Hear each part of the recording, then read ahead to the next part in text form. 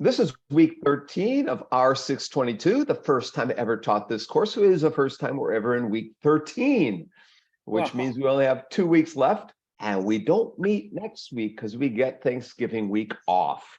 We didn't used to at Indiana, but they're starting us early and earlier, so they give us this week off to get us to grade your papers, which I'll be doing during this coming week, and hopefully getting them back to you bright and shiny for week 14, at least by week 15, which is the final week of the semester. And we have a Hollywood score. We got 9 people here. So that makes it really nice and balanced. I'm sure we'll have a couple more show up tonight. And soon I will make you a co-host in a second, so you can help me out with this. Tonight, we are going to talk about smart learning environments in particular.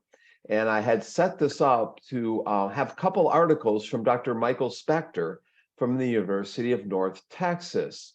And after I set this up, my good friend Sanjay Mishra at the Commonwealth of Learning in Vancouver said, we've got an article on smart learning too.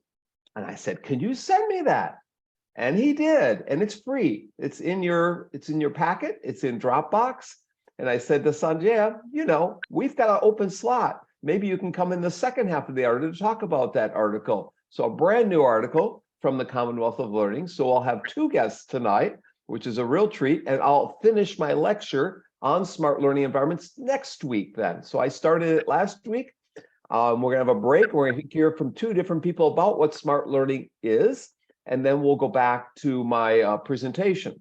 I've been fortunate to do 2 presentations on smart learning, one for Beijing Normal University and one for a conference that was held in China, Spain, and Cyprus. And at the end of the conference, they had one speaker to speak last at 2 a.m. in the USA, and it was me. And I said, wow, there's 20 people left in the conference. I'm going to have to keep them awake. These poor people in not Guangzhou, not Shanghai, Hangzhou. They're in Hangzhou Normal University. Right. And I'm looking at them. I'm saying, please stay awake. Please stay awake. And so I'm smiling. I'm frowning. I'm making faces. And after I got done, they said, Dr. Bonk, this was streamed around the world. There were 7,500 people watching you. So right. I was not so smart speaking on smart learning environments. Tonight, we're going to talk to people who know more about smart learning environments than I know, because they've written on it and they've been thinking about it for a while. Michael Spector is at the University of North Texas, but he knows about many universities in educational technology, instructional technology, because he's been at, his degrees at University of North Texas. He's been at Syracuse. He's been at Florida State.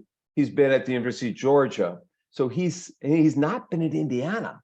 And there was a time when we had a job opening, everyone said, we should get Michael Spector here. I don't know if he knows this, but Ted Frick and I don't know, Mike Melinda or Charlie Regular said, we need to get Michael Spector up here. But so it's nice we get him here for at least a class tonight. So Mike really believes in smart learning and also working with smart people, because he's worked at all these smart places. And he likes to visit smart cities around the world, like Beijing, like Hong Kong, places in the Philippines. You look at he's been in Israel, he's Malaysia, he's been all over the world, Indonesia, and so forth. And maybe he'll throw some of that, his favorites. I'm going to ask him maybe at some point what his favorite places to visit and live in. But Mike's designed some slides for us. And so he's going to, at some point, present that, and then we'll have some reflection on it. I've got 12, literally 12 questions for him. I'll get to 3 of them probably. I have to pick which 3, because I want, and soon maybe you'll create a Jamboard for us to ask Mike some questions tonight.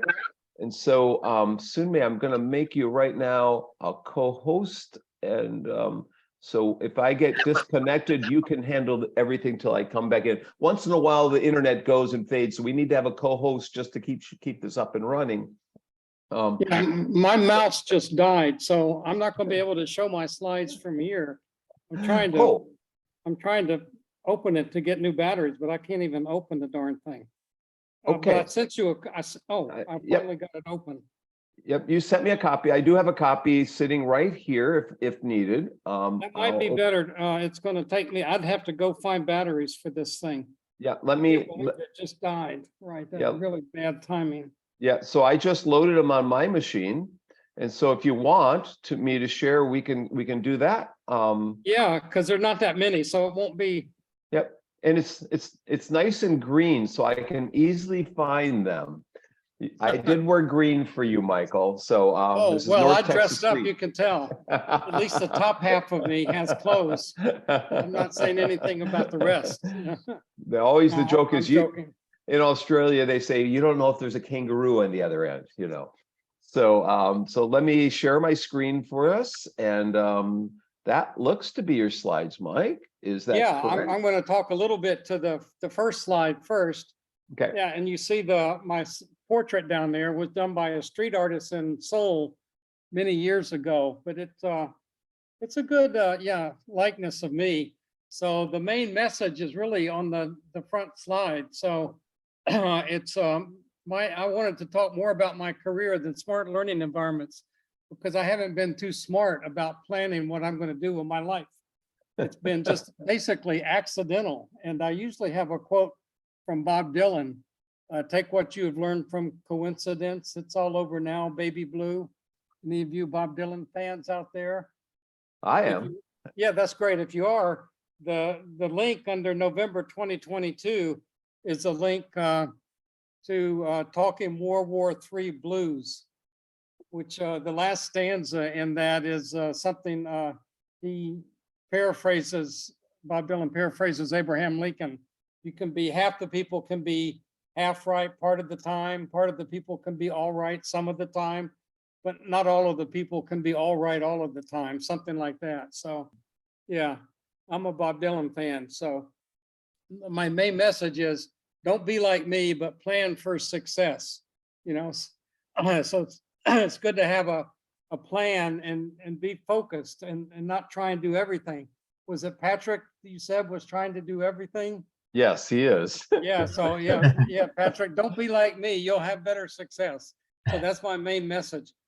And you'll see as I talk about what I've done is it's been mainly coincidental, but since I was supposed to talk about smart learning environments, I do have the first slide. If we go forward one, then and I was asked to do two papers on smart learning technologies. So first was, there was a new journal started coming out of, sponsored by the Smart Learning Institute in Beijing, Smart Learning Environments. And I think I did this slide for them. And then there was another journal started, the International Journal for Smart Technology and Learning, started out of East China Normal University in Shanghai, where I'd also been collaborating. And I was asked to do a paper for them, sort of a foundation paper on smart learning environments. So I think this was the first one I did. And I want to talk a little bit about how I did this. So on the left column, and I should have, documented what I was doing, but I didn't do that. So that's, don't be like me is my main message. When you do research, document everything you do so you can actually have a research paper instead of a concept paper, which is what this was. But what I did was I went to, I don't know, back maybe 10 or 15 years. This is published, I don't know, around 2010. I don't remember exactly when. And I looked at the articles on smart learning and AI in education. And the left column shows the different kinds of characteristics I found in things that were being published. I didn't keep track of where I was looking because Kinshuk wanted the paper in a hurry. So, I did it in a hurry. But so what I found was those things in the left column, that smart, what we think of as smart learning technologies, they're adaptive, they're context aware, they provide dynamic formative feedback to learners. They engage learners in meaningful discourse. Some of them, not all of them, do all of these things. These are things I found in various learning environments that called themselves smart. They tend to get better over time because they build up the feedback and things people are responding to. They can monitor progress of learners and predict outcomes and so forth. And the interesting thing was, and then I did the rest of this diagram, which is you can tell I'm not a visually oriented person. If my students had done this, this would be in 4-part harmony with, wonderful colors, and, it wouldn't be such square shaped things. But I'm a simple-minded person with no artistic talent. So the left column is what I found was being done. And then it was being done basically by instructional designers and by instructors.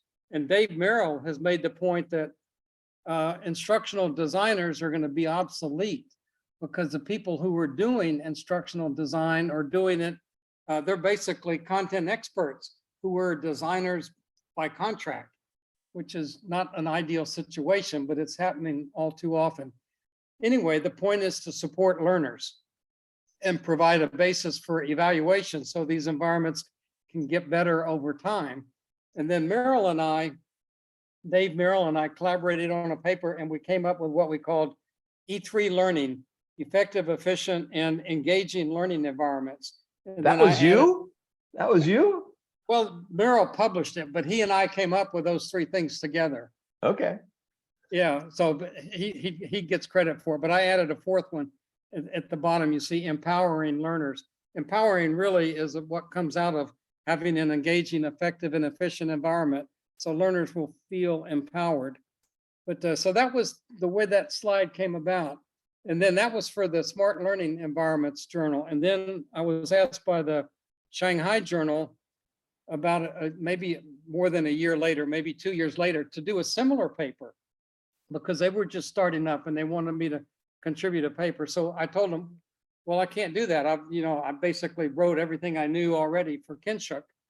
And then they said, well, no, they persuaded me. So Professor Gu is the professor there, and she's very quiet, very smart Chinese lady, but also very persuasive. So I agreed to do it. And then what happened was, when I thought about that left column there, I thought, well, there's no difference between these AI and education environments, these smart learning environments, and what good face-to-face environments do. Those are all the things good teachers do. And I didn't have that. Oh, I see. Oh, we have a new addition to the class here. Oh, how old is this one? I see her there. Anyway, so what occurred to me. Guy's got his kids joining. Okay. Yeah, I saw that on the video. Yeah. But it occurred to me that what good teachers are doing are exactly the things that I had found a year or 2 earlier in these smart learning environments. So that just surprised me. I mean, I didn't plan it that way, but so it's changed how I think about smart learning environments. So I usually tell people it's not about the technology, it's about the learning. It's about using the technology to support learning, right? So that's one of my mantras. Yeah, there'll be others. So I think, unless you can interrupt me anytime, so I'm easily interrupted and easily distracted. So if something's not clear, So Mike, no, it's fine. It's fine to show your daughter. Don't need to apologize. I love to have young learners here. In fact, when we get to the end of this, my focus has shifted over the years. So I want to talk more about, go ahead, Kurt. So Yeah. Mike, 2 things. One is I'm also on the board of the Shanghai Smart Learning Journal. Dr. Gu is very persuasive, and she twisted my arm a little bit when we both visited 7 years ago for the ACT Summer Institute. So I'm aware of that. It's kind of interesting, though, that Beijing and Shanghai and also the Koreans, they go with these, I hate to call it a fad, but they get on these, they focus on trends, and they create new journals, new conferences, new initiatives, new reports around a theme. Well, in smart learning is the theme now today. Right. And so I want to get at how can we create smart environments? But after you present some of these, the other thing I want you to tell people about is who Kinshuk is, because they don't know who Kinshuk is. Kinshuk's basically the Madonna of educational technology or learning and designing technology, because like Madonna or Prince, he can go by one name. He doesn't need 2 names, you see. So I have stories to tell about that. Somehow I got connected with Kinshuk when he was in New Zealand, and I was in Bergen, and we started collaborating virtually. And then he left New Zealand and came to Athabasca. and we had more contact over the years. But and he also is one of the founders of a group that hosts the International Conference on Advanced Learning Technologies. And when I was at the University of Georgia, we hosted one of their meetings there. And so he was coming, I forget from where, probably by then he probably was coming from Canada. But sort of we had to reimburse his airfare and so forth. But he only has one name. So for the University of Georgia to reimburse him, he's got to have a first name and a last name, otherwise they can't pay him. And so they asked me what his first name was. I said, he doesn't have a first name. And they said, well, we have to put something in that slot. And so at the University of Georgia, his first name is Professor. So that's actually how he got paid. So he is actually your dean or your department He's chair? the dean. He's the dean. He came here when they opened the dean search for the College of Information. I wasn't on the committee, but I knew the fellow in central administration that was the head of that search committee. And we were at a conference together in Taiwan. And I had sat next to his wife at the conference dinner, and I was talking to her a lot, and they were already in Athabasca by then. And so she's Polish, and I was asking her how she liked Athabasca, and she said, well, it's a little bit cold and it's all the time. And so it was in my mind, Kinshuk is movable because his wife is movable. Right. So when they had this search for the dean of the College of Information, I suggested to the person leading that search for the university, you need to contact Kinshuk at Athabasca. So they recruited him, and he was the clear, unanimous first choice for the deanship. So the position has gotten much better. Again, along the lines of don't be like me, I would say avoid being a department chair at all costs. So avoid administration whenever you can. If you're really into academics, stay with it. Yeah, I tell people the worst job I ever had, I came to UNT to be the chair of the department. It's the worst job I ever had. And it was supposed to be for 4 years, but I came with tenure, which is another smart thing to do. Once you have tenure, don't give it up. You can move with it. So I said, after 2.5 years, I'm not doing this anymore. And the dean at the time, we had a different dean, said, well, you're going to lose 3 months salary. And I said, it's not about the money. You know, this is just not working for me. And after I'd stopped being chair, my blood pressure dropped 20 points consistently. So yeah, I'm much happier now. It's just being a professor. In fact, the thing I like best is working with doctoral students. Go ahead, Kurt. So Athabasca, if you don't know, is in Canada. It's the biggest open university or online university in Canada. And so he moved to North Texas, where Michael Spector is. And one of the people who is now from IU, an IU alum, is now the department chair down at North Texas. Her name is Dr. Yoon Joanne, and she's doing a great job there. She is. Look up Kinshuk and do a Google Scholar search on him. His numbers are incredible, incredibly high. Same with Dr. Spector's as well. So there's some top scholars in our field at the University of North Texas. It's a large program down there. They have Scott Warren, who's also an alum of IU down there as well. Yeah, I think we may be one of the largest programs of our kind in the country, and with a wide variety of talent in a lot of different areas. And unlike many, it's not in a school of education. It's in the school, what, informatics or information? It's in the School of Information, a College of Information. And that's a plus, actually, I think. Yeah. When Jonathan was alive, he was at Missouri, and he also was in a College of Information. And I talked to him about it a couple of times. He said, well, it's better than being in a College of Education, but then in a College of Information, it's typically the library science people that run things. And that used to be the case here, but it's no longer the case that's so, partly because librarians are not being funded very much. So the demand for librarians has dropped off, and the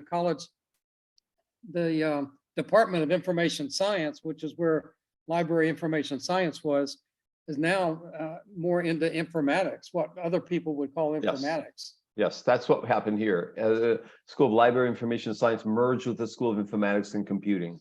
And so, it's similar, I think that's all you can Okay, ask me I'll go to later the- about smart learning environments, but we'll go forward. I thought I'd give Yeah. an overview. Yep. Who I was. Because, like most academics, I like to talk about myself. So I graduated from the Air Force Academy in 1963, which is the same year that Bob Dylan song that I mentioned on the opening slide was out, talking World War III blues. And after I graduated, I became a spy. I was an Air Force intelligence officer during the Vietnam War. By far the worst job I ever had. I mean, being chair at UNT doesn't hold a candle to. There were things I did not want to know that I was learning about that war. But eventually I managed to get out with an honorable discharge, barely. And so after I got out, I got interested in teaching. And this quote here is a variation of what my father taught me. My father was a rabbi, and in a long line of rabbis in my family. And I was supposed to be the one to carry that tradition on. So I had a full scholarship to go to a special high school and then on to a rabbinical college.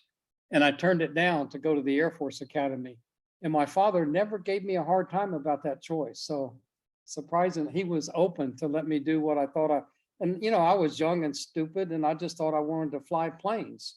That's why I went to the Air Force Academy. And of course, my eyesight went bad and I wasn't allowed to fly planes, which is why I became an intelligence officer, which was another bad choice. So again, don't be like me, because I just keep making bad choices.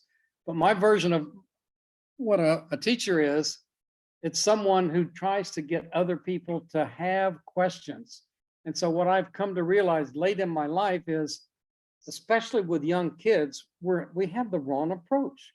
We're teaching them to answer questions, not to have questions. It's a huge difference.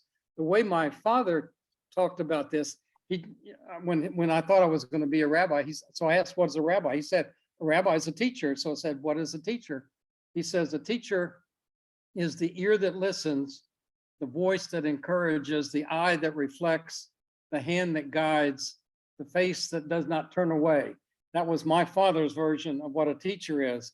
And so I've tried to condense it in, it's someone who tries to get other people to have questions. To have a question means you admit that you don't know the answer. You're willing to invest time and effort looking for an answer. You're willing to consider alternatives, and you're willing to revisit the process.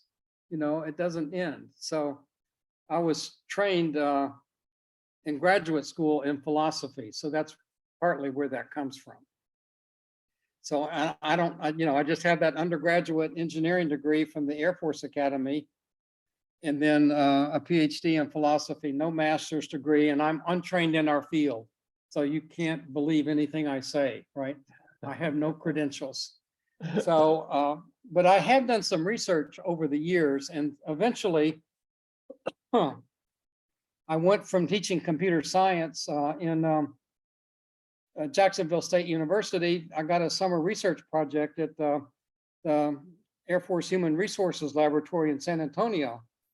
And I did that totally by coincidence. My wife of the time had graduated from Trinity University in San Antonio, and she wanted to spend the summer back in San Antonio with her friends. And so I said, oh, I see this job opportunity for a summer researcher at Brooks Air Force Base in the very southern part of San Antonio.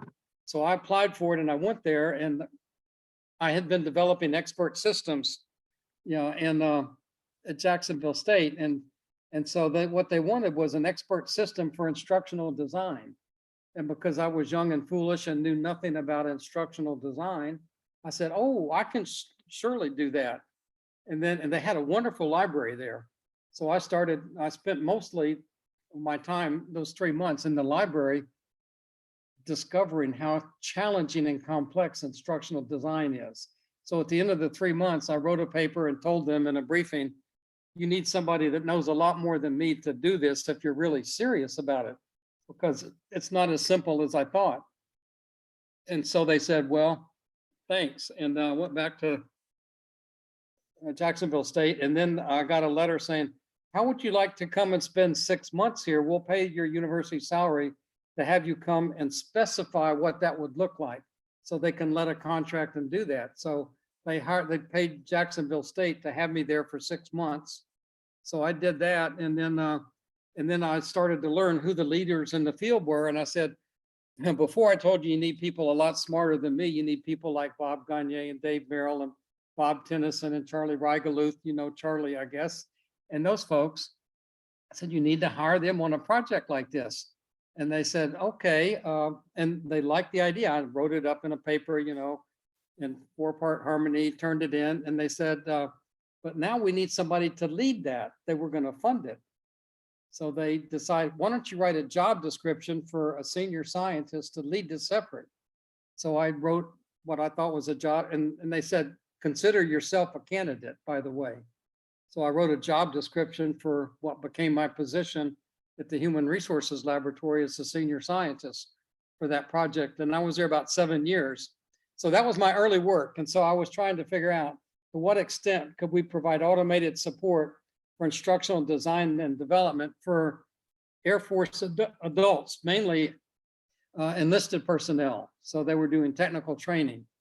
And so as I got more involved in that, and the learning challenges became more significant, I decided we needed some simulation-based learning environments. So I started learning about simulation-based learning and discovered there were 2 different kinds of simulations. And I wanted a sort of a process-oriented simulation, a continuous process simulation.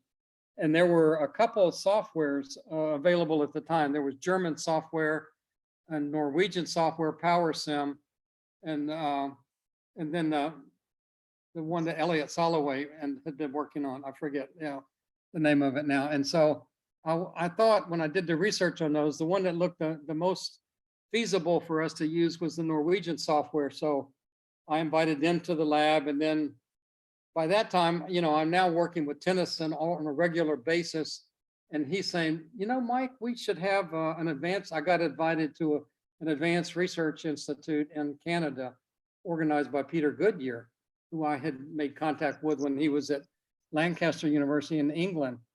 And so Tennyson and I decided we could do the same kind of thing, and we could get people together that know a lot about instructional design together for one of these NATO sponsored workshops and research institutes. And so the way they do that, NATO liked you to start with a 1-week workshop, which we did in Sitges, Spain, and Begonia Gross. I think you also know her, Kurt.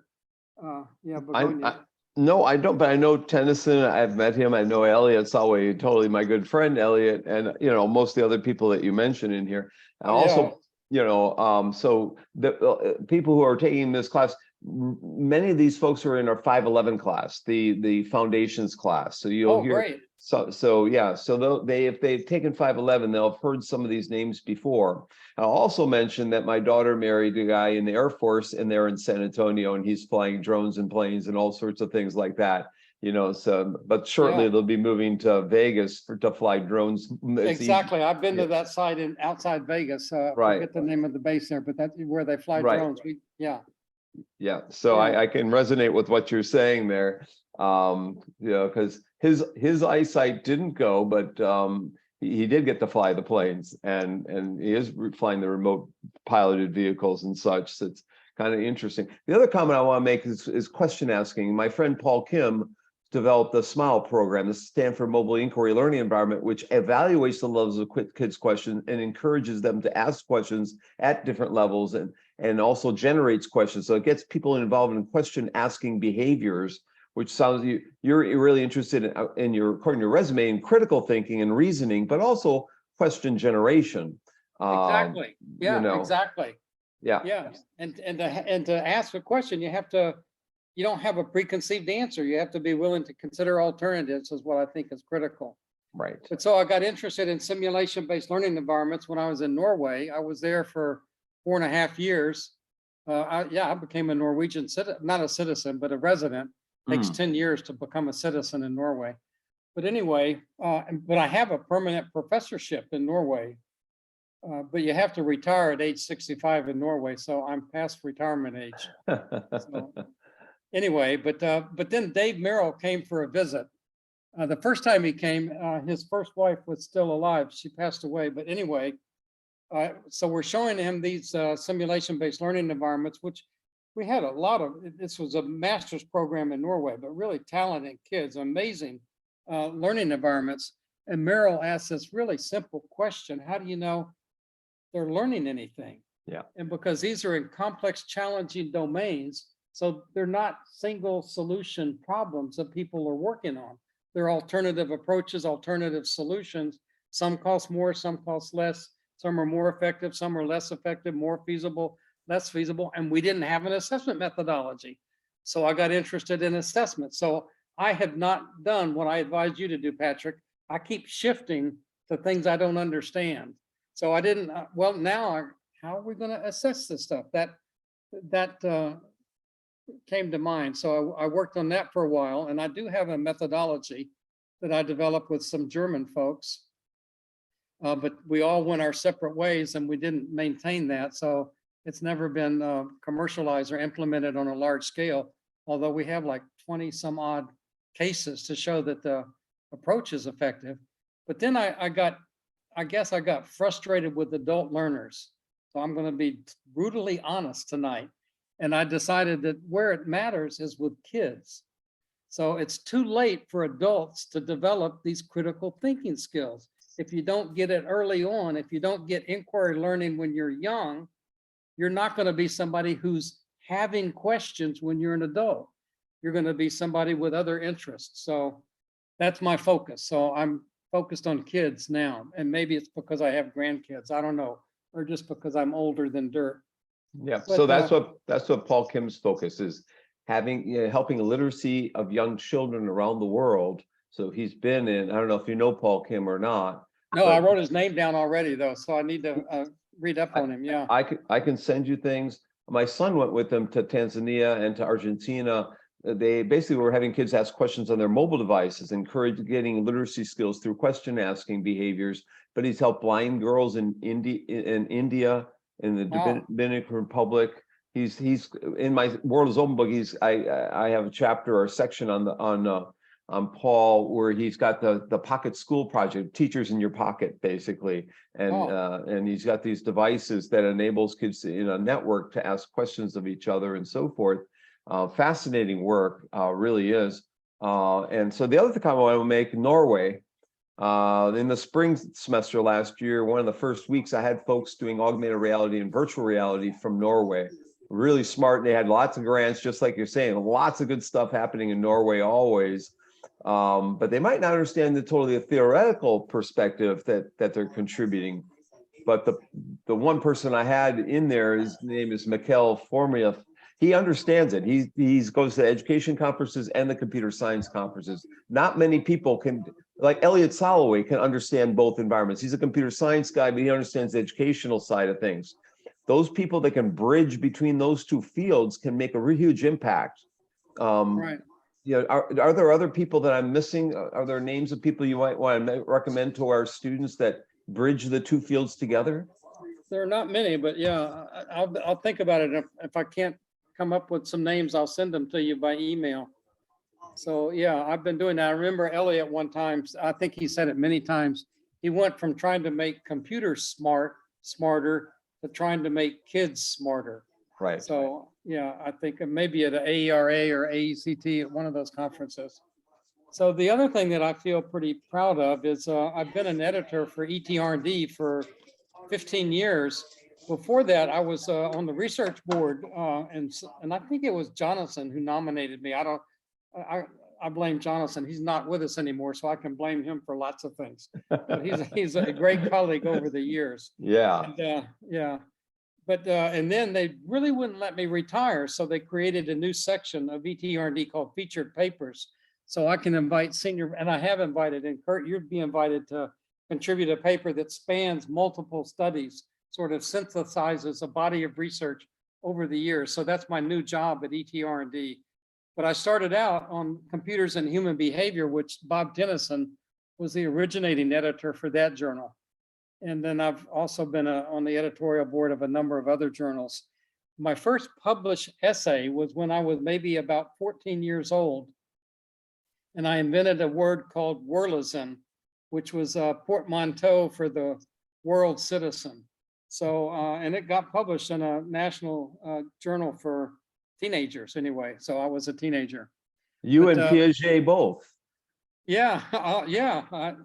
And well, I went to a conference once. This is an embarrassing story about Mike and his ambitions, to hear one of Piaget's students from MIT. Oh gosh, I'm blocking on his name. I know it. He's well known.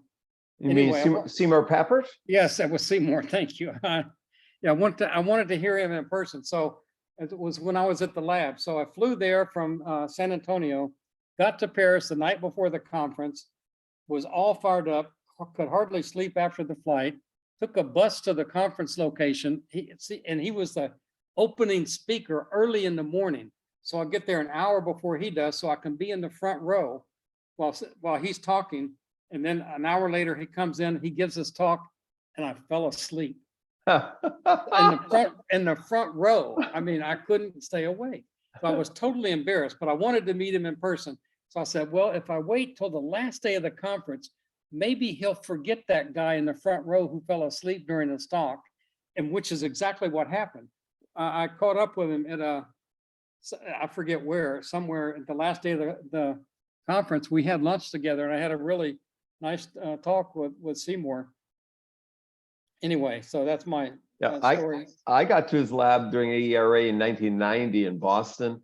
He was the very first speaker. He and Sherry Turkle, his ex-wife, were the very first speakers at my very first conference I ever attended. It was the World Congress on Technology and Education in Vancouver, with the World's Fair going on outside. So I was, reading Mindstorms and, different books from Papert on constructionism, basically.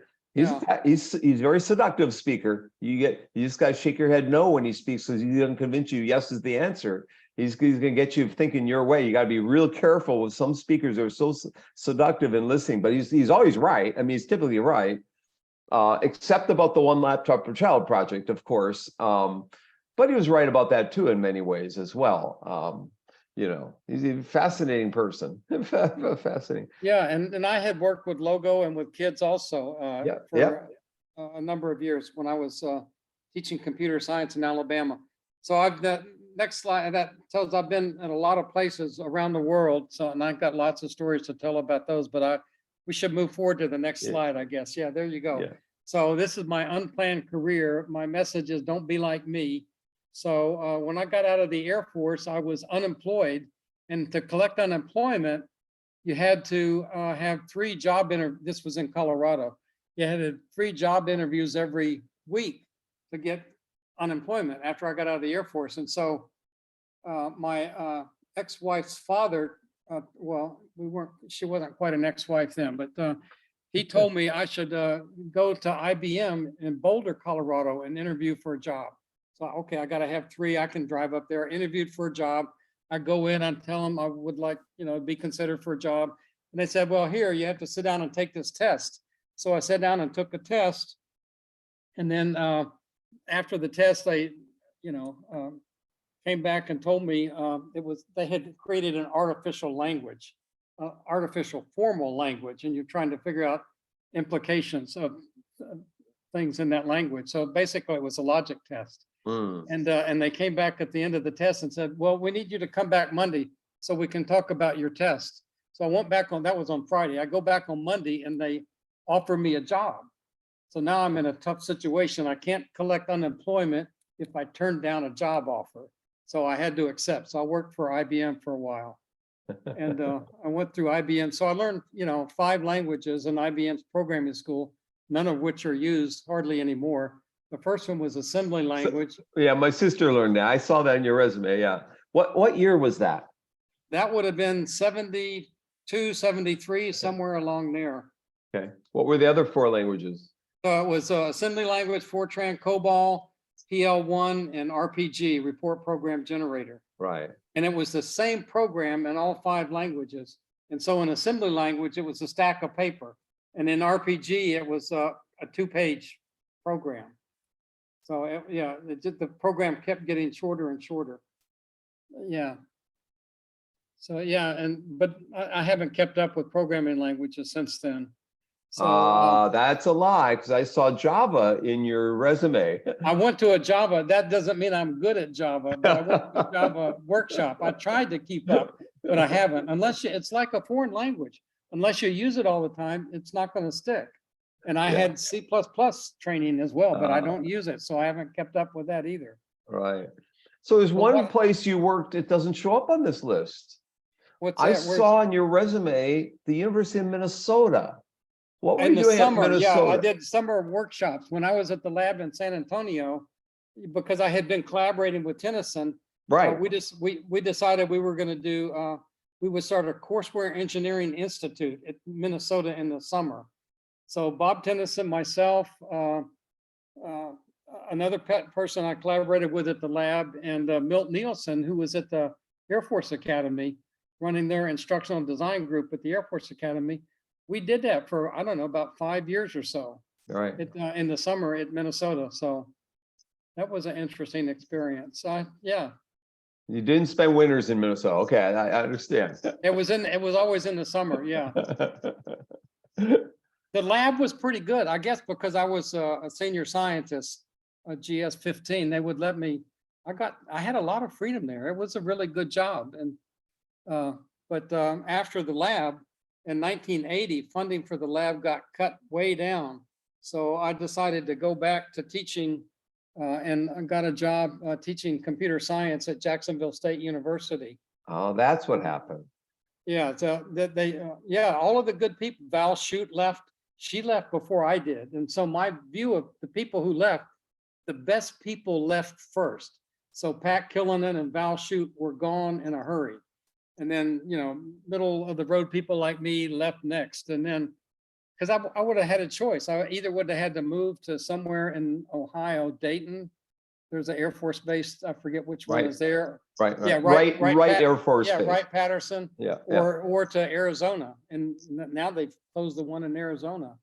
And I didn't want to do either one of those. So, and then my brother was at an Army base near Jacksonville, Alabama, and he said, "Why don't you come here? You can get a job teaching at Jacksonville State University." So I interviewed there, and they hired me.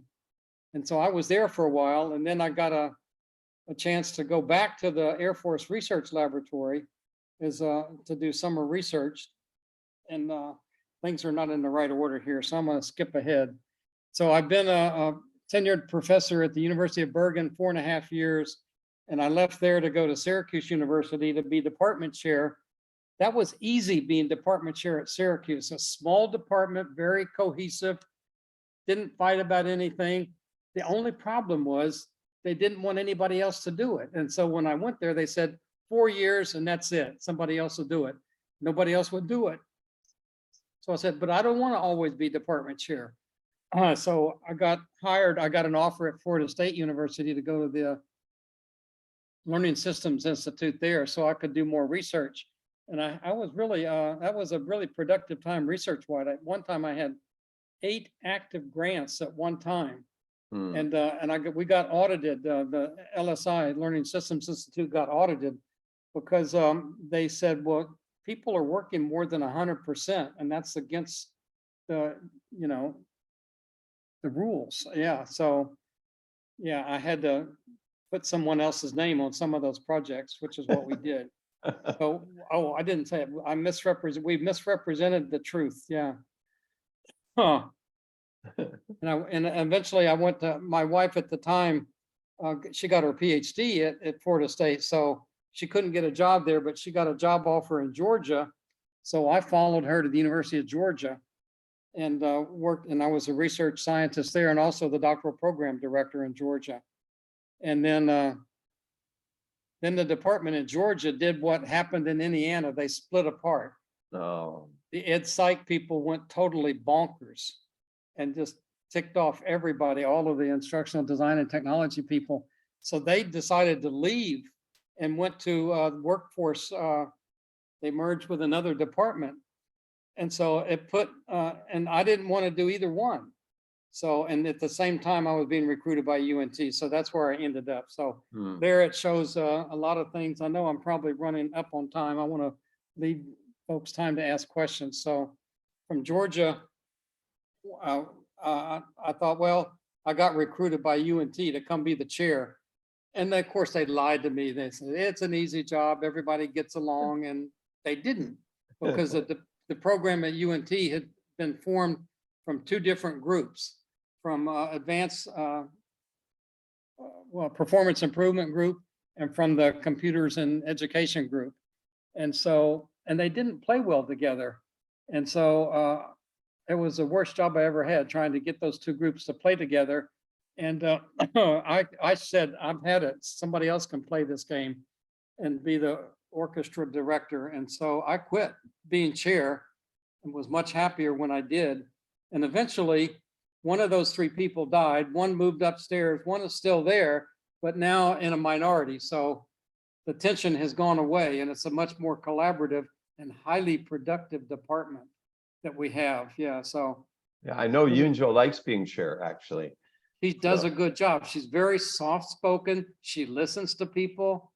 Yeah. And we have a great dean who's a world-class scholar, and Yeah. he's a member of our department. So, you know, it's a good situation now, but it was not that way when I was chair. So it's much better now. Yeah, And, that's what I've and heard. I'm missing a lot of my connections around the world. Oh, we have formal agreements with Shanghai East China Normal, Beijing Normal University, NetDragon. They make games, and the Indian Institute of Technology, so the most recent ones. But I've been at other universities, but because of the pandemic, I haven't been traveling, and also I've had two back operations after having totaled two cars. They weren't related to the back, just related to one time my heart just stopped and I was asleep when it happened. And the doctor said that was the best thing that could have happened, because I was completely relaxed when I got hit by another car. So it totaled my car, and nobody was injured. And if I'd been awake, I would have been pretty broken apart. Oh, Because when you're asleep, you're relaxed. And so my whole body was relaxed. I woke up and my car was on the side. None of the wheels were touching the ground. And they had to break the front windshield to pull me out. wow. Wow. And then when I was in the ambulance, you know, they were testing my heart. And I didn't know this until afterwards. They told me it didn't register at all the first time they tested it. The second time, as they were testing it, it was registered around 30 beats a minute. So I was starting to come back alive. And I said, I was on the way to see my doctor. Can we stop there? I just want to see her briefly. And they laughed at me. So, no, we're taking you to the emergency room. Anyway, I guess I should move forward and talk about the things I'm doing now. I think is on the next slide. Okay. It's so I just got funded. I've been working with this group that comes out of Embry-Riddle Aeronautical University and Adams State University in Southern Colorado. And they've been working with small minority serving institutions. I've been the evaluator on the first three projects. I was a partner, but every time we got funded by NSF, they cut the budget. So the UNT budget got cut. So the only way for me to stay involved was to be an independent evaluator. But now I'm actually a full member. And the role at UNT is to train. We have now 11 universities, these small minority serving universities around the country, collaborating and doing online learning in STEM domains for their students, because these small colleges don't always have an expert in a particular STEM domain. So they collaborate across universities. And my job is to teach them how to do it effectively. The core group already know how to do this. So I have to train the new folks. But that's an interesting project, but not what I care about most. What I care about most is that second bullet, which is continuing to work with the children on critical thinking, because I haven't been able to go back to China. So I still have a little bit of NetDragon money to spend, but not enough to do anything significant. So I put in an NSF grant to continue to develop the critical thinking project for middle school children. And so that's what I really care about the most. And so I think the future is the kids. And if we don't teach them to be critical thinkers, I'll keep my mouth shut on political situations. But I mean, the future has to be the kids. And I like working with doctoral students, although this is my last semester as being the doctoral program coordinator or director. It's what I really like the most, but Kinship thinks I need to be doing something else. So we had an election and apparently the department thinks the same thing. So I've already done it a year longer than I was supposed to, but I've enjoyed that. And I like working on the journal. So I continue to work for ETR&D, and I'm still trying to understand what really matters in life. As you can tell, unplanned. I just, one mistake after another, or one thing led to another, totally by coincidence. I mean, I met Gagne and Merrill and Reigeluth and Tennyson and all of these people just by accident, because my wife wanted to spend a summer in San Antonio. So it's just, I haven't planned my career at all. I have no master's degree. My PhD's in philosophy. I taught computer science. I worked for IBM. So I don't even know what I'm doing in this domain. So if you can help me out, I'm open for feedback. I think that's what the last slide says. Oh, on the last slide, yeah, just there's this learning development organization Jan Visser started. He got his PhD at Florida State University before I went there. And he has started the Learning Development Institute, and the BOP is the Book of Problems.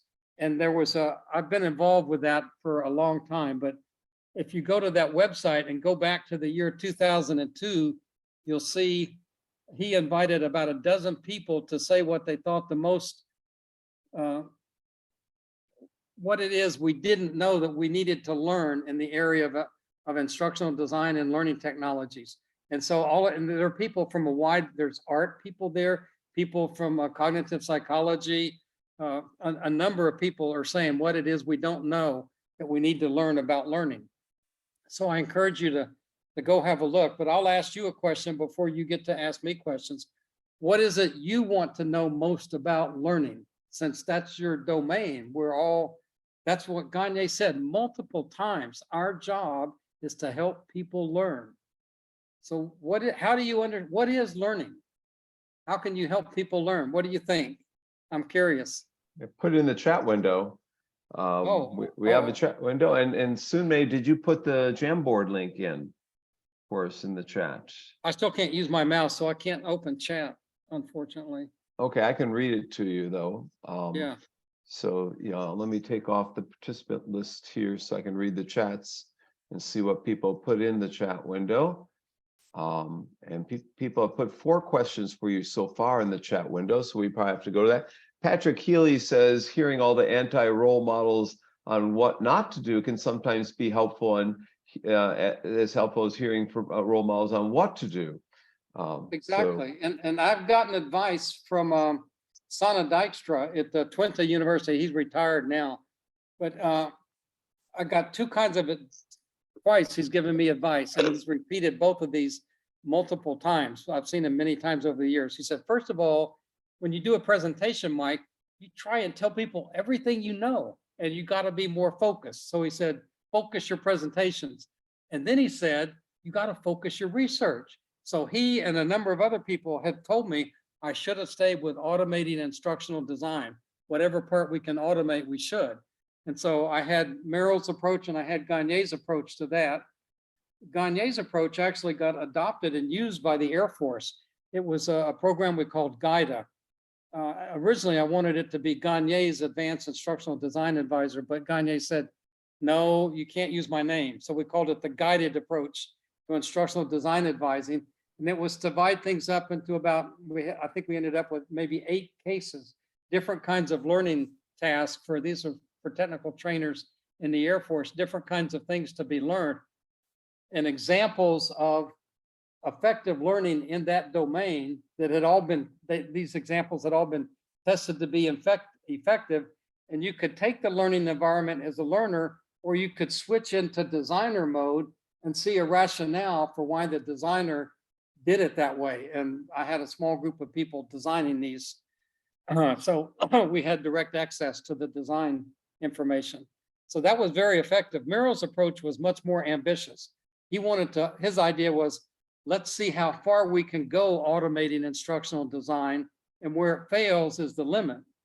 And so he had a different approach, and I had one of his doctoral students working. We hired her for a while, and we developed that. And it was, what did he call that system? The later one, ID2, Instructional Design 2, I think, may have been what he called it. So we implemented that in Toolbook first time around, and we tried that out, and it had limited success. And then we did a version of it with a contractor in C++ that would take what was called IEDMs. They were technical descriptions of a part of an avionics system for avionics maintenance personnel. And in those manuals, it had complete troubleshooting guides, and it had pictures, but it was line art. These are old systems. You know, I'm older than dirt. So we developed that, and we showed that we could generate a lesson. For example, the one that we showed the Air Force was how to remove and replace the radar in an F-16. So we could generate that lesson in a matter of minutes on the current model of the F-16, because what was happening in the tech training schools, the technicians were being trained on earlier versions of the F-16, and they kept changing aspects of the aircraft, so they wouldn't necessarily know the version they were going to be working on. But we could generate it for the current version because we had access to those files. But the Air Force, in their infinite wisdom, said, because we're using line art, which is what was in the manuals, it didn't look pretty. So it wasn't fancy. It was like my slides, not fancy at all. Yeah. But we showed it was effective. We can train these people with this. And it doesn't cost you anything because you've already paid for the software. And they dropped the project. Of course. That's about the time I lost interest in Air Force wisdom. I'm sorry for being too honest. Yeah. So if I've offended anybody out there, yeah, sorry. Yeah, but you were really ahead of your time because AI, intelligent tutoring is now in a heyday today, in many ways. So what you were doing was the precursor to what's going on today. I want to get the person who's got the green question about Vygotsky. Who's got that question for Mike? That's proximal development. Yeah. So whose question was that? That was mine. Go ahead, Christian. Ask the question. So does Vygotsky's zone of proximal development apply to methods of scaffolding learners' knowledge development that is used in smart learning systems? Well, I can answer that two ways. One is it should, and the second is it doesn't. Because personalized learning, adaptive learning is right. This is my analysis of where we are with this. It's a myth. It's not implemented on any large scale in schools or anywhere. So on small scale efforts, people do it and they demonstrate. We can have research projects and small scale efforts where we show it can be effective, but it's not been adopted on a large scale. But if you take it seriously, then you really need to personalize learning, or you need to put people in very small groups of learners who have the same or similar learning challenges and backgrounds. And then you can apply the zone of proximal development and create scaffolding for that small group or that particular individual. But that's a lot of work. And to do that, and like I said, I'm interested now in especially K-8 schools or middle schools. The teachers there are already overloaded. So unless you can do this in a pretty seamless, automated way and relieve those teachers of other responsibilities, I don't see this happening. In fact, the project I have with NetDragon, my original proposal to NetDragon was to develop this sort of gamified approach to critical thinking skills outside the school, because NetDragon builds games. I knew what they were good at. And they asked, why is that? I said, because to get it in the schools and the curriculum is an obstacle that's just too hard to overcome. So why don't we do this so they can do it before and after school, at home, anywhere there are, and they can be learning these important skills in spite of the schools. But NetDragon said, no, they want it in the school. So of course, they're the developer on the project. I'm just sort of the designer. And so we're still aiming at schools. I don't know if that answered your question, Christian. Kind of. It strikes me that there's an interesting dynamic that presents itself now that maybe didn't used to be there, where instead of the learner engaging with a instructor, they're engaging with a system. That's been true even, That, yeah. yeah, I mean, it's been true for a while, like probably from some of the earliest tutoring systems, it would be similar to that. And those would probably fall more under the scaffolding than the zone of proximal development. If maybe, I don't know, I'm not an expert, but it would seem to me that those are more scaffolding and less But where does the learning zone. occur? Again, it's helping learners get them to have questions and pursue answers to their own questions. So the scaffolding occurs in sort of the hand that guides, pushing them in the right direction. So I don't see a strong Right. separation there. I might be missing the point of your question, but since you brought up Vygotsky, I mean, because this goes way, way back. So I'm thinking this is a part of my message again, instead of talking about smart learning environments, let's talk about smart in the way we think of smart being an intelligent or effective approach. It doesn't have to involve AI. But so I think a guru in my mind is John Dewey. And I have my students read his 1910 book, How Yep. We Think, Right. which is on the web for free. I mean, and we're not even close to what Dewey was talking about more than 100 years ago. Right. So besides John Dewey, he might want to also read my dissertation. I'll send that to you, Christian. So as you know, I developed computer prompts and writing and keystroke mapping system that the system was pushing the kids through convergent and divergent thinking prompts, critical thinking, creative thinking prompts, to get them to internalize some of these things over time, and we faded them out and so forth as the system was doing that. And there's a whole section on ZPD and scaffolding that my advisor asked me at dissertation defense, why is this in there? And I didn't have a good answer for him. I now have a good answer for him 30 some years later. I wish I would have had it back then, but he was asking the same question you're kind of asking about the ZPD and the systems. Can the system be an outside other? Can the system act as a peer, as a more expert like peer or instructor to push and prod and rouse minds to life? And the truth of the matter is, hopefully, yes. Hopefully, yes. I think Cosmo would agree with me. Bob Cosmo would agree with me, and who's just got a new book out today, I think, in fact, and the big Clark and Cosmo debate, which Mike knows, that the technology does matter. And we have to embed intelligent pedagogy, thoughtful pedagogy within the use of it. But the tools can, like just Jamboard right here, it's a way to explicate your knowledge and your thinking and get things on, to discuss. It's a virtual napkin, if you will, right? But I'll send you that, Christian. Now let's go to the pink question. Who's got the pink question? I was the pink question. That's yours too, Christian? Yeah. Do you have the yellow ones too? I had the yellow ones. Oh, let's go to Patrick. Patrick wants one of the yellow ones. Okay. I can't see them anymore. But my question was basically, with the pace of like technological change as instructional designers, how do you think about designing smart learning environments that don't quickly become dumb?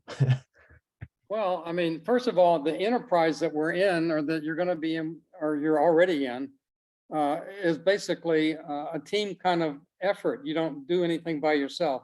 It's collaborative, so you have to work with a number of people. So here's what I see happening over the years, because I've been around for so long. So the early systems, when I started to get interested in this, I was learning. They had a learning environment at IBM. I forget what it was called, on the IBM 360. computer. Writing to read? No, it was an authoring system on the IBM 360. Right. Okay. IIS, I think, was the way it was abbreviated. Right. Interactive Instructional System. Maybe I could be confusing it with something else. But these systems have been around for a long time. But the focus has shifted. So the people who were doing early learning technology, when the field just got started in the 1970s, I can't show you, but I had a slide here on Ticket and Play-Doh learning software in the 1970s on mainframes. The people that were implementing those were computer scientists. So the field of our field didn't even exist in the 1970s. There were no instructional designers or educational technologists. So the people who started doing it were computer scientists. And so then they started programs. One was at that college in Dayton. There were a number of places that started programs to develop instructional design expertise. So it took a while for instructional design to become recognized as something that goes beyond knowing computer science or knowing the content of something. It was knowing how to put together effective pedagogical experiences for learners. But what I see happening now, and this relates to your question, the pace of technology change is so great. The people, I don't keep up with it. I had to teach a class to 2 students who were going to be delayed a year if I didn't teach a class that involved R. Well, I don't know R. Nobody, and it was in the summer. Nobody else volunteered to do it. I'm the doctoral program director, so I have to do it. Well, fortunately, both of those students already knew R, but they're not allowed to test out of the course. So I just had them demonstrate to me they could do things in R, and we had discussions about other things. Anyway, so I'm basically out of date. The technology changes so fast. The only people that are even able to keep up with things are people that are coming out of these computer science departments. So now we're shifting back away from instructional design and technology knowledge to the computer science knowledge. And I personally think that's a mistake, but I see that happening. I'm curious if you see that trend also, Kurt. I do, and yet we have a lot of people cautioning that. You know, I see a lot of people, again, it's thoughtful use of those technologies. And so there is pushback about that, but the computer science people are naturally the ones leading the grants today. And that's where all the funding is. Exactly right. So, you know, people are following trends again and they're funding trends. And I know, that's why I like these old guys, Vygotsky and Dewey. And Dewey, because I think they had the fundamental things about learning that we're about. I usually ask my students how you define learning. So I have Gagne's definition as the one that I've embraced. But so what is learning? I mean, so that's something, we use this word all the time. So how do you know learning has occurred? So that was the way Gagne would ask it. So he would say, there's a stable and persistent change in what a person knows or can do, then you can say learning has occurred. So stable, persistent change. So learning involves change, but it also involves persistent, stable and persistent. So after you leave, after I left, I went to the Air Force Academy. I have all of these courses in aeronautical engineering and so forth. After I walked out the door, took the final exam, I don't remember anything. I can't do anything in those domains anymore. So I would say I didn't learn anything, but I got an A in the class. Does that show that I learned something? My conclusion is no.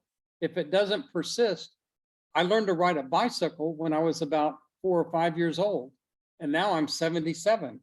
I can still ride a bicycle. I learned to ride a bicycle. So that was something that was stable and persistent. Well, I learned to do Excel as a former accountant at Lotus 123, and I can't do it for the life of me today. But you know, in the old days, I had the wizardry of doing all these budgets on an Excel sheet. Now today, I don't use that knowledge anymore, and I don't remember it. We have Som Naidu in here, and he always asks questions. Before we go to Som, I want to see if anyone else has a question for him. And usually Sunmei has a question and Ga has a question. But how about Yating, who rarely shows up? Yating, you have a question for Dr. Spector tonight. Now you can call me Mike. I like to be informal, but I don't know how you are with your students. Yeah. Down here, they like to be formal, but it goes against my nature. I'm sorry. And Yating, you got video possible or not? Yeah, I'm just sitting on my bed, so it doesn't look good. Well, it looks fine. Better than mine. So my original question is, it's about trend, but we talk about like, you just talk about you wanted to go back to see those traditional author. So you kind of cover that. Then my other question I have, like, how would you think, I'm doing medical education, so in medical education, how can we apply, and what kind of development that's currently have, Yeah. like in Yeah, medical? I know some folks doing that, and it's a happening thing here at UNT. It's not my current area or my area of interest, but one thing I know about medical education is they tend to be relatively well funded, and they know that they're going to have to buy special equipment. So they can have patient simulators, for example, and so you can actually have a nurse or a doctor training on a virtual patient. I mean, a patient simulator, and give shots. And if you miss the place where the shot's intended, yeah, the simulator will give you feedback. So one of the people that was my boss at the Air Force Research Laboratory, I'm blocking on her name. She had a PhD from Iowa in instructional technology, but she actually had been approved to do laparoscopic surgery because of that virtual training. Barbara Sorensen, yeah, geez, what's wrong with my brain? I don't know if you knew her. Yeah, she passed away a couple of years ago. Yeah. So one of the biggest programs for us at Indiana in our EDD is radiology of all things. Yeah. Oh, I know a story on radiology. I worked on this when I was in Norway, and so we had we developed some. Well, salud. Yeah, I hope you survived that. So we developed some. We were doing some radiological training. You know, scanning all of the X-rays in, so we could automate this process. Before, they would have to go into this room filled with thousands and thousands of X-rays to find specific cases. So we scanned them in, but in the process of doing that, I learned that the people that were being trained on radiology turned out to be more effective at spotting problems than people who had been doing it for years and years. So that training turns out to be highly effective. So if you have a young radiologist, you're in good hands. If you have an old radiologist that looks like me, you might ask him if he has a younger brother or sister. Yeah, Ting, So you I have don't know why that was the case. It was just a surprising result. Yeah, Ting, you have a follow-up? Well, I feel like, yeah, simulation is probably one of the area that's people really like to understand more. And like lab, I think the hardest thing for virtual environment right now is the lab is hard to replace, especially during COVID. And simulation, it's probably one of the area that's really well funded. I feel like other area is probably not as well funded, but simulation is definitely one of the area that Maybe not. I don't know if you know, if you have heard of Joe Henderson, and he developed. You do? You're nodding yes. You know his work. I think so. I think I know who you are talking about. Yeah. I think I'm trying to remember if he was. I'm block on it, but a couple of things he developed that I knew about from his work. One was a triage simulator. So, and this was back in the days of the interactive video disc. So this is older technology, but he would have a scene where all of these people show up from a car accident or, you know, some kind of mishap where there are a lot of injured people. And now in triage, you have to identify the most critical patients, get treated first. And so doing that in a simulated environment it's important to learn that skill before you have to do it in real life. So that, I think that was one of his examples that was used quite a bit. There was another one, I'm blocking on what the other one was that I can't pull it out of my bad memory right now. But so there are places for simulation, but even giving injections can be done with a patient simulator. Right. Yeah, it's exploding in terms of medical Yeah, field so I'm thinking like, yeah, I'm thinking like, I think in academic institution, because it's still, what I'm trying to say, I feel like a lot of this, it's still in the research domain, not really like, because right now I'm in industry, so I'm thinking like, how can I bring that in industry? And I'm like, I think it's kind of, well, right now I feel like it's one of the challenge. And maybe what we need to do, like for example, for ultrasound, maybe what we need to do is to create some kind of a cheap device that we can just send it to people, and then they can use the system to learn how to manipulate the sensor, Right. A lot of yeah. those devices are showing up for heart medicines and things like that. And I have a pacemaker installed. Yeah. That was the time I fell asleep in the car, and it turned out, well, you need a pacemaker anyway. So there are all those kind of devices are showing up. There was something I wanted to add, but I'll add that, medical field has these medical teacher journals. They have a lot of 10 tips articles. I know Tom Reeves has at least a couple articles in that journal. I have one in press, or about to go to Impress. I'll send to you on how to use my tech variety model, 10 ideas for the medical field. So if you write me after this, I'll send you that. We should go to another question. Does anyone else want to jump in here? Or I can add what I thought I was going to say. We'll go to Just Som. the place where there may be a place for something new is with the initial diagnostic interview with a physician or a nurse trainee.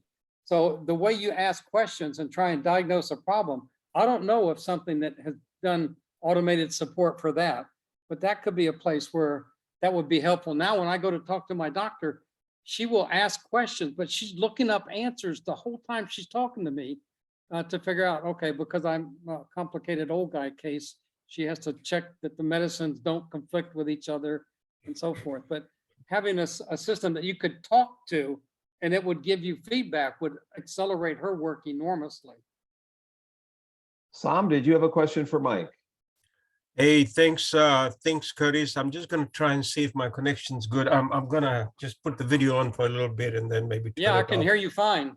Yeah. Thanks. It's a pleasure to see Mike. Mike and I have been working together for a very long time. In the number of actually, I think we co-supervised a graduate student when Mike was at Syracuse. So and you're the reason she graduated. Without you on her committee, she quit talking to me.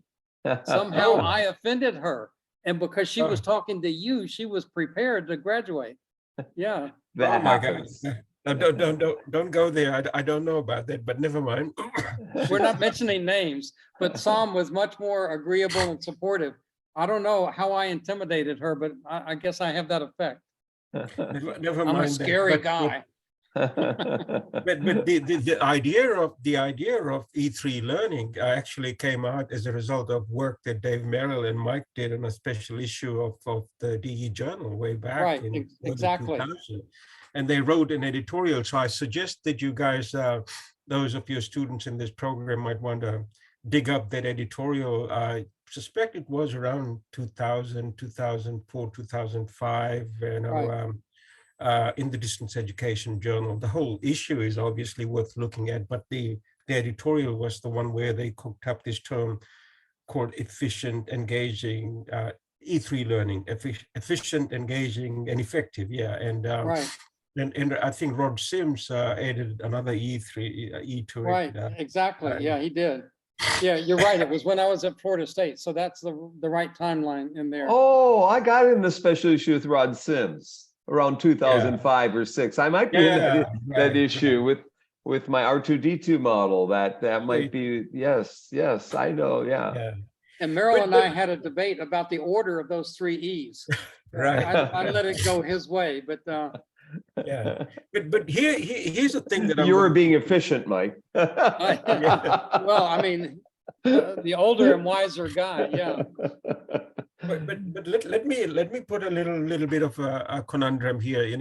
I've in my professional life, I've been an instructional designer in academic settings for a very long time, and I did my PhD at Concordia University in Montreal, and so we went through the whole educational technology program then, and we had this thing going between Syracuse and Concordia, but that's another story.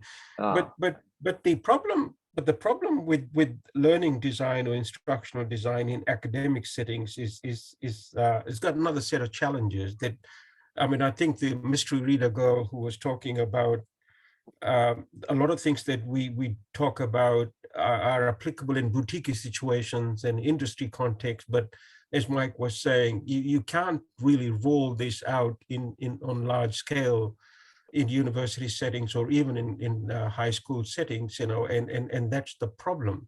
But recently I've been on an audit of a couple of universities, an audit panel of a couple of universities in South Africa, and one of the universities there is using this term called learning-centered approach as opposed to learner or student-centered. And I interrogated them a little bit and came up with a very interesting perception or position. And they were saying, listen, you can't actually design learning. Learning is a cognitive process that happens as a result of people getting together, doing something. And so each one, and we know this from our constructivist literature, each one comes up with their own understanding of whatever transpired. So as a designer, all you can really do is design the learning experience, isn't it? All you can do is put together a productive learning environment or learning experience. That's where your design comes in. That's what you're designing. You're designing an experience. You're not designing learning, nor you're designing instruction. What you're designing is the experience. And each person will come out of that experience in different ways. And I thought that was a very interesting take, and it made a lot of sense. And I just wanted to throw that out. I'm not asking any questions, but I'm just kind of putting at this position. But the design issue there is still important, and understanding who's involved is important, because what works for one group might be completely bewildering for another group. So understanding who the learners are and where they've been and what their experiences are. But that's why this is hard to do on a large scale in schools with teachers, because they're totally overloaded right now. You know, but I will keep trying, because if I want to keep getting money from somebody, they want it to go into schools. But, you know, I'm in Texas, where support for schools is, it's like that mystery meat you get in the cafeteria. You have no clue what it is, or, you know, where it's been recycled from. It could be roadkill for all we know. Oh, again, I got to watch what I say. I'm not being politically correct here. Sorry. This is No, I didn't think so. This course is learning environments design. Yeah. Not learner environments design, Yeah. learning environments design. No, I So- agree with that. I think Gagne talked about learning activities, designing learning activities, but that's Yeah. the same kind of idea. Yeah, idea. same kind of I don't know, idea, yeah. Christian, if that's a hand up. Yeah. I was just waiting for the moment of pause, but Like this, Christian, world is open up Yeah. high. That's what I tell my students. Well, I taught jazz hands. a master's class with 40 students, none of from our department. They were from computer science, and they don't talk. I could not get them. I had a TA, and she watched what I was trying to do and seeing how I failed to get them to talk. She got them to chat, but they would never talk. You know, it's a different culture. Yeah, I'm sorry. Go ahead, Christian. I'm sorry. And so it kind of ties into some, you got me thinking about it, but it ties into that, what you talked about, Dr. Bonk, with how you see, and Mike, you also talked about how more computer science is maybe taking the prevalent role in the future of our field and design. And Som, as you were talking about your discussion there, it prompted me to think about something I've thought about for a long time, which is Facebook, and in particular Cambridge Analytica, and what an amazing learning platform they have, and none of it's published. Nobody wants to know all of those dirty secrets. I mean, we all want to know, but nobody wants to tell. Nobody wants to tell the dirty secrets. It's a fascinating learning environment, and it's behavioral. It's it's mental and it's persistent. And so it's learning. These people that are on Facebook and are learning different concepts through Facebook are persisting in their thoughts about what they're learning on Facebook. But the Interesting. thing about that, before you get in, Mike, is that Facebook is an unstructured learning environment. But there's a difference between learning environment and learning experience. Where the designer comes in is design the experience. So that's where scaffolding comes in and all those sorts of things that we talk about. So if you were to design Facebook, you would probably design the experience in such a way that you will support people, you provide scaffolding and those kinds of things. But Facebook is an open-ended learning environment. The learning in it is not designed anyway. But imagine if you were using Facebook to run a course, let's say, for example, you could use Facebook to run a course. I know people do that, right? Use it as a Yeah, platform. I know people too that do that. Yeah, so there you will design that, you put some content in it and you put people into groups and you give them some things to do. Then that's where the experience comes in. That's where you design it. So I would want to separate the two, learning environment and learning experience, because the experience is the heart of the matter, isn't it, really? Yeah. Yeah, I see that Dr. Mishra showed up. I don't want to steal any of his Yeah, time. So let's go to the last question. Whoever has the last question before we go to Dr. Mishra. Sunmi hasn't asked anything. Omida Ga, any of the three of you want to ask the last question of the night? Actually, Sunmi, go ahead. thank you for sharing your experience. Actually, my questions are answered already, but just I have one more question about general life. You said that you are trying to understand what really matters in life. So did you have any discovery until now? You discover what really matters in life? Well, as I sort of told the story, going through how I've changed over time, my academic and professional interests have certainly changed. But late in life, what I've come to focus on is young kids. And I just find kids fascinating. And my own grandkids they're amazing natural learners. They just soak up so much stuff and just. His name's giving Mike them, Spector. yeah. He's at University of North Texas. Yep. Yeah. Oh, I'm sorry, I missed something there. Ellie, did you have a comment? Sorry about that. My mic was unmuted, but I did just want to mention that I like the point that Som made about persistence. And, I'm a web developer and instructional designer, but I do a lot of web development. So we're always learning, these new tools and technologies from videos and things that we play over and over again to beat this stuff into our heads. And I've taught web development classes.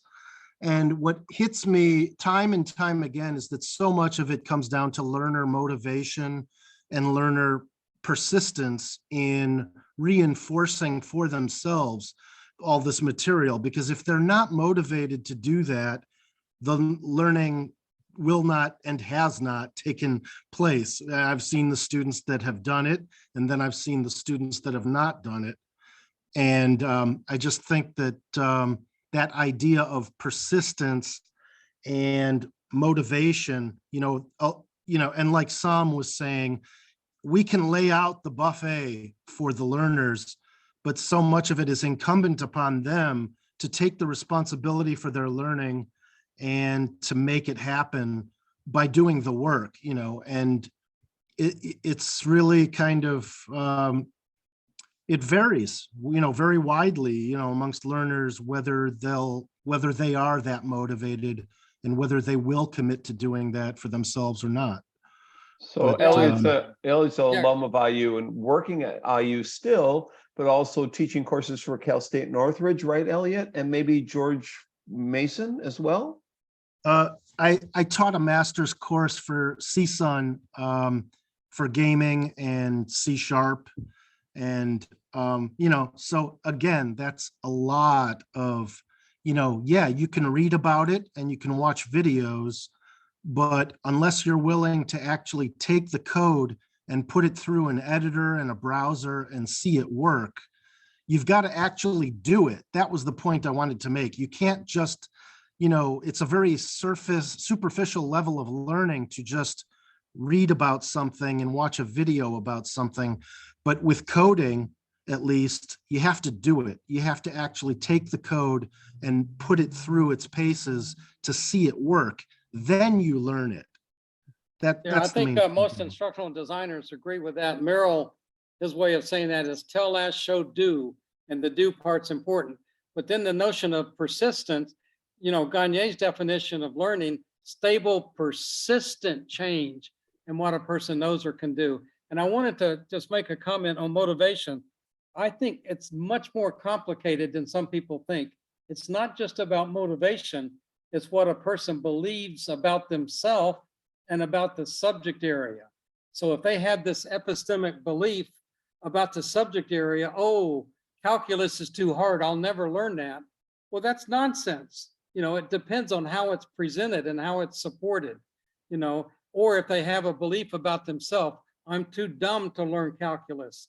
Or if they have a wrong-headed belief about the domain or about themselves, that's a precursor to motivation. Before you motivate somebody, you have to ensure that their beliefs are appropriately aligned. And then the follow through after motivation is important. I might be motivated. I know what I'm supposed to eat and not eat because I'm diabetic and I have all of these complex illnesses. But I know the right thing to do. I'm motivated to live a little bit longer so I can see my grandkids grow up and have more doctoral students, but I don't always do the right thing. The follow through is not always there. So motivation is just the middle part of a longer chain from epistemic beliefs, motivation, and then follow through. And it's So- sort of cyclic. That's the way I think of those things. It's just not simply about motivation. Oh, Yomita wants to know if you work with students outside your institution. If she sends you a question, will you answer it? Anytime, yeah, I should have said that all along. That's why on my slides that Kurt has, you can say, I'm sorry, my mouse died. I mean, it was working this afternoon when I.